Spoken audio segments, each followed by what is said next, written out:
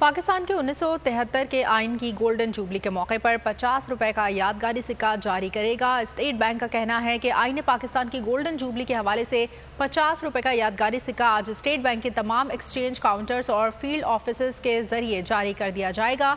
30 millimetre सिक्के का वजन 13.5 ग्राम, जबकि सिक्का तांबे और निकल का मुरक्कब है। सिक्के के रुख पर हिलाली परचम नक्श है। सिक्के की पुश्त पर अंग्रेजी स्क्रिप्ट में आइन इस्लामी जमहूरिया पाकिस्तान के उन्वान से किताब की तस्वीर है और गोल्डन जुबली की मुद्दत 1973 से 2023 दर्ज है। हवाए नफ्स की है हुक्मरानी, लुटेरा कर रहा है पासबानी।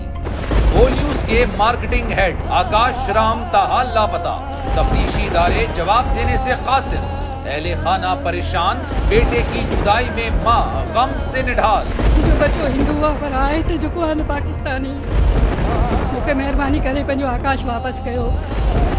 हुकूमत से बेकसूर और मुहिब्बे वतन बेटे की बाजियाबी के लिए फरियाद, तो खियारी मां की आवाम से दुआओं की अपील। उफ क्या जुल्म है, बोल इंसाफ का मुंतजिर है। सब्सक्राइब करें और बेल दबाएं ताकि कोई खबर रह न जाए।